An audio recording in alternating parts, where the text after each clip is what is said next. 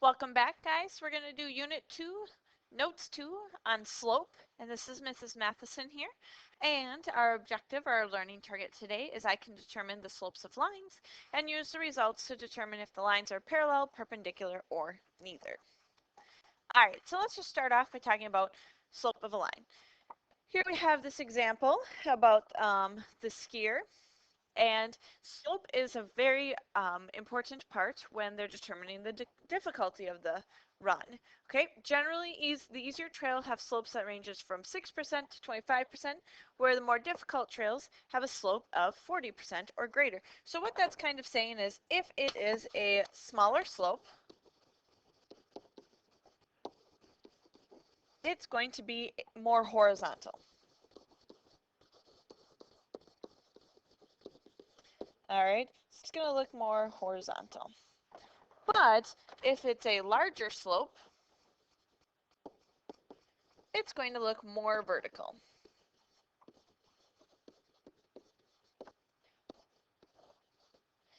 All right, so let's talk about that with the coordinate plane. So what am I doing to get from A to B? Well, from A to B, we are going to think about you're going down 1, 2, 3, down. So down 3. And we are going to be going to the right 1, 2, 3, 4, 5, 6. So we are going to the right 6. So we want to think about slope. You have this in your note is vertical rise over horizontal run. And you've heard of rise over run before. All right, so if we think about here, our vertical rise, well, we're going down 3, so we're thinking it's negative. And our run, we're going to the right, is positive. And then always, always, always, always, you reduce your slope as low as you can go. Now, you don't want to go into mixed numbers or decimals, but you want that slope into a fraction. All right, so our slope formula, you guys remember, is y2 minus y1 over x2 minus x1. So let's use the slope formula here to find the slope of each of the graphs. So here our first ordered pair is negative 1, 2, and our k-ordered pair is 3, 3.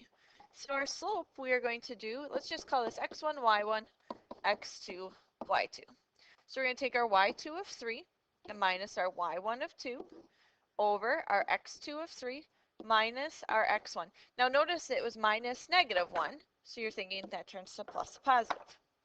This is going to give us 3 minus, oops, that's a negative 2. Excuse me. So that also turns to plus positive. So we get 5 on the top and 4 on the bottom. So we're going to go up 5 and over 4. All right, looking at 2, our ordered pair is negative 2, 3, and 1, negative 3. I'm going to call them x1, y1, oops, y1, and x2, y2. And I want you to go ahead and plug those into your slope formula and come back with the slope completed for us. All right, now looking at the next two problems, 3 and 4. 3 and 4 are going to be horizontal and vertical lines. So these two have a special type of slope. If we were to find the slope here for this line, which has negative 4, negative 3, and 3, negative 3, if we plug that into our slope formula, we get 0 divided by 7. Well, 0 divided by anything is going to be a 0 slope. So if you have a horizontal line, it is always going to be a 0 slope. If we look here at our next set of ordered pair, we have 2, 1, and we have 2, what is that, negative 1, 2, 3, 4, negative 4. If we plug that into our slope formula, we end up with negative 5 divided by 0. Now, anything that's divided by 0 does not work. If you get an error on your calculator, it says it can't work out. So that is an undefined slope. Okay, undefined, and that's when you have a vertical line. It's very important that you memorize these two. Horizontal line has a 0 slope, and a vertical line has an undefined slope. All right, so then here it says find the slope of each line. We have two different problems here, and they both have two lines in it. The first one talks about their lines being parallel. All right, so let's find the slope here. X1, Y1, X2, Y2. So we're going to have 2 minus 6 over negative 9 minus 3. That's going to turn into negative 4 over negative 12. Now remember, we always reduce as low as we can go. Negative over negative turns into a positive, and 3 and 4 and 12 has 4 that goes into both of them, so we get 1/3. All right, let's do our next line. We'll say x1, y1, x2, y2. So we are going to take 3 minus 4 over 2 minus 5. That gives us negative 1 over negative 3. Again, the negative over negative turns into a positive. So what do we notice here about these slopes? These slopes for parallel lines are the same. All right, so let's look at our next two. Here it says these ones are perpendicular. We have x1, y1, x2, y2. So we're going to do negative 5 minus 1 over negative 1 minus 1. And we get negative 6 over negative 2. That reduces down to 3. Or we could think of that as 3 over 1. All right, so next line, x1, y1, x2, y2.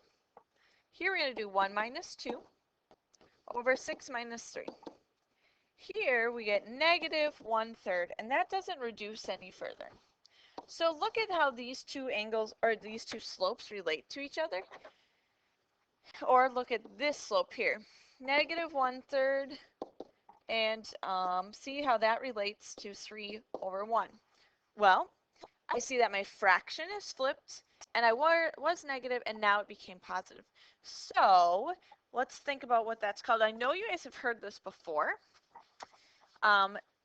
In the first sentence, it says, two lines have the same slope if and only if they are parallel. So we saw that in the last, or in that first problem. And two lines are perpendicular if and only if their slopes are opposite reciprocal. Opposite talks about the sign, and reciprocal talks about it's being that flipped part. So that, again, remember we had negative 1/3 and we had 3 over 1. Opposite, they're different signs, and reciprocal, they're flipped. So I want you guys to go ahead and finish up this last problem and figure out if those two lines are going to be parallel, if they're going to be perpendicular, or maybe they're neither of them. And come with those done for class next. See you guys then.